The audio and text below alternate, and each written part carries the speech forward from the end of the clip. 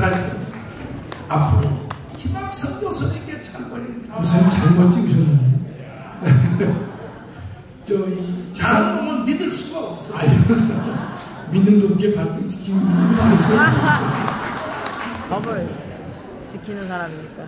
그래서 이게 대회를 하는데 우리가 우리 형제 목사님들 장영동, 장학일 다 우리가 지금 전체 청정을 벌이는데 그 중에서도 장학일은 바보 성격이 달라요. 아주 장시가요. 보통 깐깐한 게 아니에요. 그래서 막 연구하고 조사하고 다 했더니 이거는 많이 100만 원은 너무 적게 잡은 거예요. 최소한 200만 원 준다고부터 시작해야 된다. 그러니까 이제 이 혁명이 일어났는데 우리 처음 이제 전체를 지도해야 되니까 또 이사장을 장로님으로 임명하라면 사람들이 날 보고 돈 띄워준다 그래. 그래가지고 내가 장로를 임명한대. 물론 이제 바지 사장이지만 그래도 자, 연설이 아니라 아까 투개표부터 또 한번 살짝 독일 시장부터 얘기합니다. 제가 지금 뭐 컨디션이 좀 썩 좋진 않은데요. 예배 시간이 너무 길어져서 길게는 안 할 때요. 하는데 두 가지 말씀드릴게요. 하나, 제가 오늘 아침부터 매우 우울했던 이유는 이재명 사건 때문에 제가 사법부에 대한 회의와 참담함이 있어서 상당히 속이 상해 상태예요. 그게 뭔가면 우리가 지금 지난번에 유창우리가 영장 기각했지 않습니까? 전 기각해서 마음속으로 그나마 다행일 수도 있다. 왜냐하면 그 세 사건이거든요. 대북 송금하고 백현동하고 그다음에 위증교사 사건이 있습니다. 그 세 건인데 이걸 검찰이 이걸 병합을 해서 구속영장을 청구했거든요. 여러분 상대가 야당 대표이기 때문에 무게를 하기 위해서 세 개를 합쳤는데 기각을 했단 말이죠. 그렇다면 도래전 개인적으로 잘 됐다고 생각하는 것 중에 하나가 백현동 문제는 대장동과 병합 심리를 하면 되거든요. 그래서 배임죄와 이익충돌방지법 위반이기 때문에 성격이 비슷합니다. 그 다음에 대북송금은 별도로 한다 하더라도 위증교사 사건은요, 이건 아주 심플합니다. 위증교사를 했는데 위증했던 사람이 내가 위증했다고 자백을 했어요. 그다음에 이재명과 위증자 사이에 통화 기록이, 녹취록이 있는데 거기 보면 서로 교사한테 드러납니다. 아주 사건이 간단해요. 이걸 먼저 기소를 요번에 했단 말이죠. 그래서 저 마음속으로 참 다행이다. 왜냐면 한 가지라도 총선 전에 결과가 나와야 되는데 지금 이걸 합치게 되면요, 백현동, 대북송금, 위증교사를 하나로 하게 되면 사건이 계속 길어지기 때문에 결론이 날 수가 없는데 요놈 하나만 요번에 분리해서 기소했단 말이죠. 그래서 다행이라고 생각했는데 엊그제 그 중앙지방법원장이 어떤 인간인가면 김명수가 작년에 법원장을 투표로 뽑는 것을 도입했는데 그때 투표로 당선된 인간이 현재 서울중앙지방법원장이에요. 근데 그 당시 1등한 것도 아니고 3명을 대법원장에다 올렸는데 이 인간이 2등 했어요. 2등 했는데 이 사람을 중앙지방법원장으로 임명했는데 이 친구가 김명수의 오른팔 중에 오른팔입니다.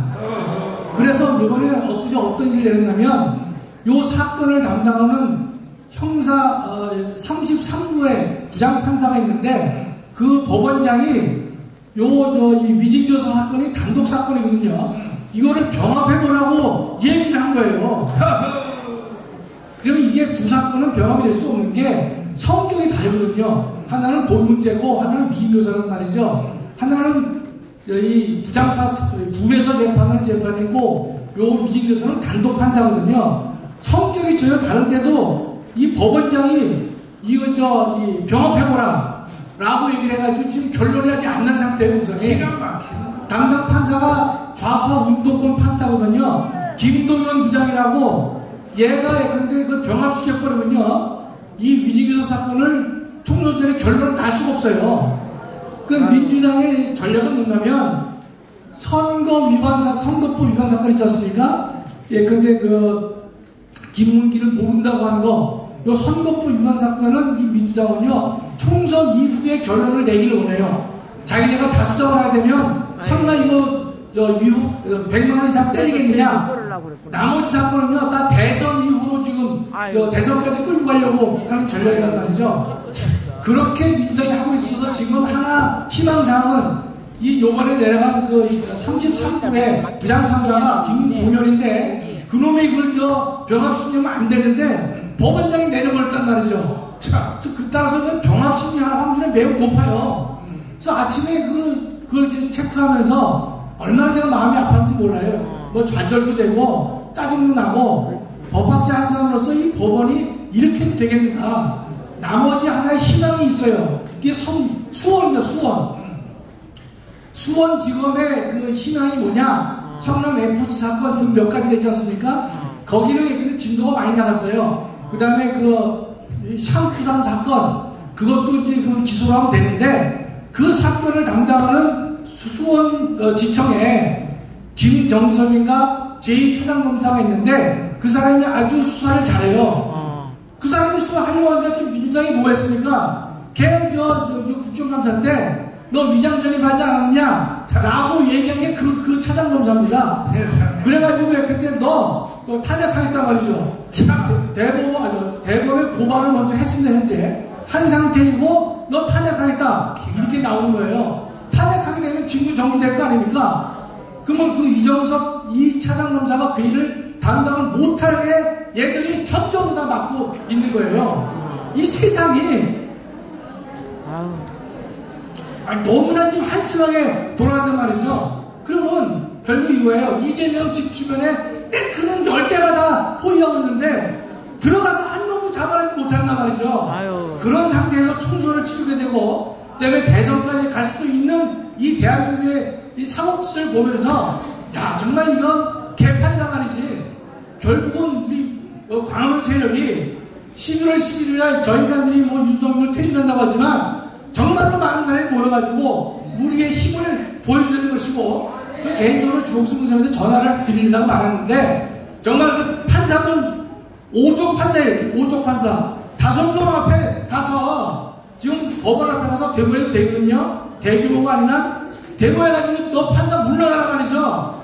병합하지 마라 라고 데모를 하지 않고서는요 대한민국의 이 사법정의가 완전히 무너져 내리는 그런 아주 침통한 상황이 된 거예요. 좀 그래서 기도하면서도 그 이제 수원에 이정섭 제2차장검사 탄핵 안 되고 소식껏 해서 적어도 하나 그 이제 샴푸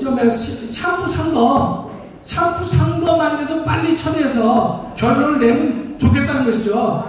또 위진교사는 단독 판사이기 때문에 그거는 목사님 심리가 필요 없는 거예요. 위증한 사람이 자백을 했고 이재명과 둘 사이에 녹취가 다 돼 있단 말이죠. 그 단독 판사니까 금세 결론을 낼 수가 있는 건데 중앙지검법원장이 이걸 좀 병합하라고 하고 그 좀 담당 판사가 하루 이틀 기다리고 있는데 뜸들이다가 충분히 하루도 남을 인간이라고 보는 거예요. 그게 김동현 부장판사인데 이런 놈들이 계속 남아있어가지고 김명수 떨거지들이 계속해서 활동을 하고 있는 상황을 보면서 정말로 마음이 아프더라고요. 나는요 윤석열 대통령이 다 잘하지만 특별히 법무부 장관 그 한동훈한테 문제가 있어요. 왜 문제가 있냐? 이게 자기가 문재인 때 당해봤거든. 저 한미도 쫓겨나는 거거든. 그래서 자기는 그런 짓 안 한다 해서 옛날에 좌파 검사들을 그대로 놔둔 거야. 아유 그러면 안 되지. 그래서 법무부에서 그냥 말로만 싸움 잘하지. 이게 자기가 잘난 척 하려고 형평성을 유지한다고 하는데 이러면요 나가 망해요. 쟤들이 잡아봐요. 우파 한동훈이처럼 다 쫓아낸다고. 우리도 그렇게 해야 되는 거야. 그렇게 맞아요. 싹 청소해버린다. 판사도 검사로 가네. 맞아요. 근데 우리 우파들은요 정권 찾아주면요 말이야 품위 지키려고 말이야. 나는 말이야 그렇게 형평성을 다 이따위다가 다시 또 전국백신에 협력으로 가자. 쫓아내야지 좌파를. 두 가지인데 한 개는 뭔지 알죠? 생각나면 다음 주에 다. 네, 방송하겠습니다.